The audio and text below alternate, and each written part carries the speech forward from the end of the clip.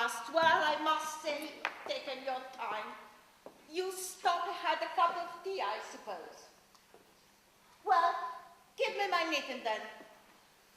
Oh, you left me sitting here twiddling my thumbs. You know I like to keep my fingers busy. They can be active, even if my legs can't. June, sit down, for heaven's sake, and don't stand over me like some bird of prey. It didn't occur to you to bring my reading glasses, I suppose. You are getting very forgetful, June. You know that? I am supposed to be the old lady. This doesn't match. I said it didn't. I told you the number, but I suppose you forgot to write it down or lost it, more likely. If only I could get out and about myself. I don't exactly run you off your feet, June. My needs are reasonable, I would say, for someone in my position. We have a frugal way of life, heaven knows. And sometimes I ask myself why there is all this crimping and saving. You've got my women's pension and now the state allowance as well, so what do we do with it all? I ask myself. I'd like to see your bank account one day, my girl, and I expect I'll get a surprise. Some daughters talk to their mothers, especially when they've only got each other and one is virtually housebound. A bit of chat wouldn't go amiss. I am knitting this for you, June. You know that? Mother? Yes. Why did you do it? What? What are you talking about?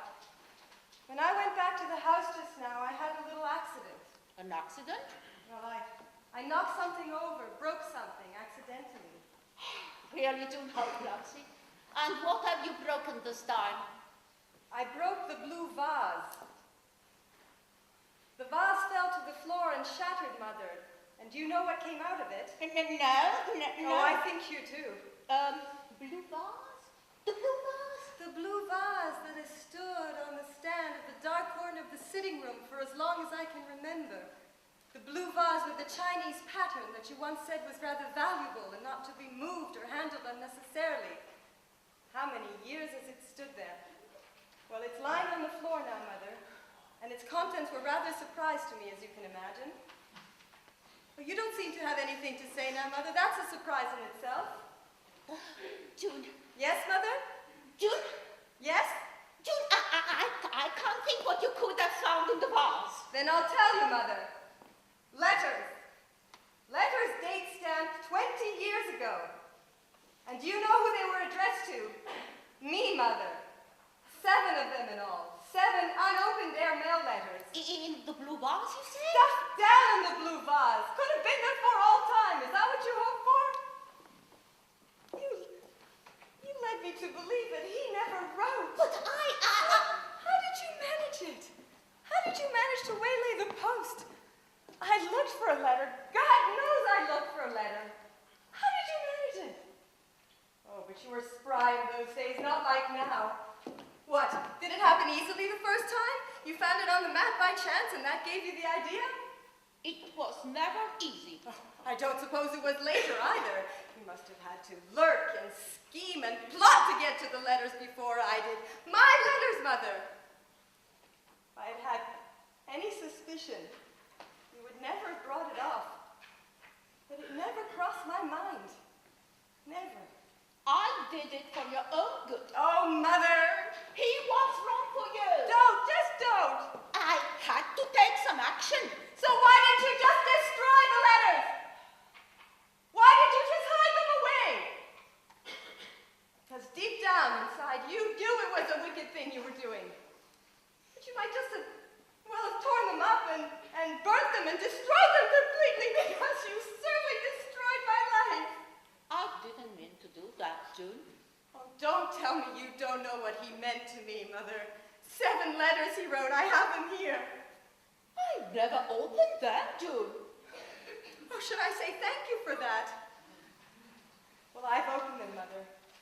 And I've just read them. 20 years late. You know, if you had opened them and if you had read them, you couldn't have kept them from me. Not even you. Look at me, Mother. Do you want to know what was in them? No. Well, I'll tell you just the same. Don't worry, I won't read you the loving part. He did not love you. Oh, Mother. He loved me more than I could ever have hoped for. He loved me and he sent for me. Here, see this first letter, full of hopes and plans for us. There's even money in it. Money? For my fare to Australia. He kept his word. But I didn't reply. How could I? I never got the letters, did I? And so he wrote again and again. Each letter more desperate and bewildered. The last one, so short and so hurt and so utterly despairing. Read it, Mother!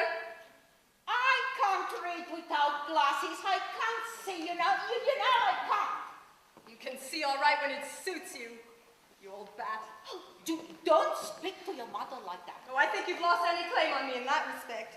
So why didn't he ever telephone you? Didn't he? He did not telephone you. Perhaps not. He was no more self-confident than me. When I didn't reply, he must have thought it was just a passing fancy as far as I was concerned. Did you say anything to feed that thought before he left, Mother? Tell him I was young and changeable by nature, for instance? Did you? Did you? He couldn't have given you the sort of life you deserve. And that's what I've had. Perhaps you're right.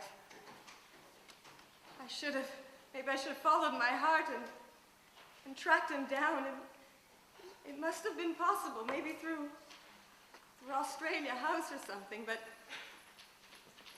I just accepted that he'd gone back to his own country and picked up the threads of his old life and forgotten me. It was so easy for me to accept that.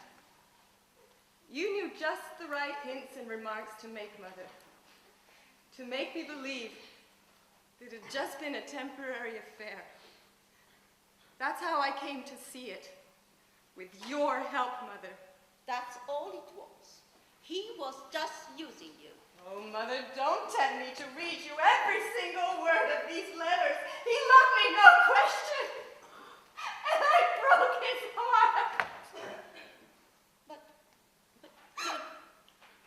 I didn't want you to go away.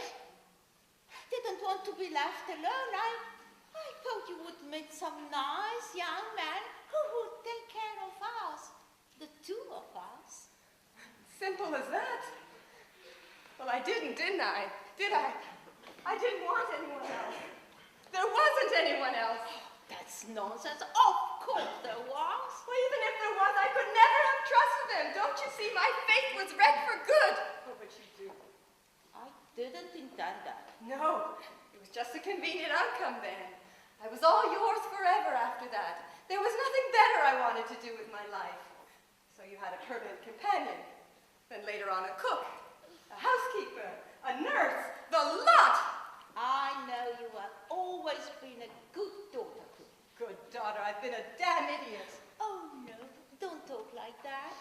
You're not yourself. That's not my Junie. Oh, shut up!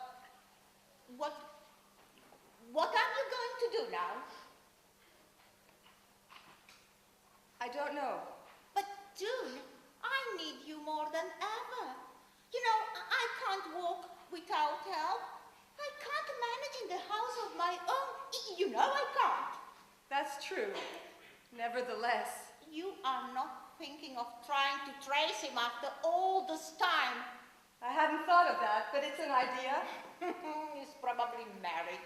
With a family, you would make a fool of yourself. Mother, it won't wash. I don't give a damn for what you say anything anymore. Making a fool of myself is what I seem to have been doing for years and years and years. A real joke to myself. And what will you do? You are not going to move out of the house and leave me? No, I'm going to move out of here and leave you. But you can't leave me here in a deck chair on the front. I don't see why not. Call out to a passerby. But Someone is bound to stop But eventually. suppose they don't. I can't walk. You know I can't. So you can't. Use your stick. Oh, your heart is as hard as a rock. I never thought it of you, June. You know, I only wanted what was best for you. You were well educated. You were cultured. You would have been miserable on some farm in the middle of nowhere. You are romanticizing it all, but it was different at the time. I saved you from a hard, soul-destroying life. No, Mother. No life could have been as soul-destroying as mine with you. I didn't see it before, but now it's all so clear. And what will you do? You have no money. I thought you believed I had. What about all I've been saving out of the housekeeping? Maybe I have got it all. Thousands and thousands of pounds stashed away. I think I'll settle in the Bahamas. I know you aren't joking now. You think I have a joke left in me now, Mother? You get over this, dear. I don't think you realize what you have been saying. Go off on your own. You will soon see that you need me too. I need you? What for? Company for one thing. Who else have you got? No, you won't like it in the cold, hard world. Take my word. You have no friends, June. You will be alone. Completely alone. No, Mother. That's you. Not me. I've been alone inside for years. I'll find no difference.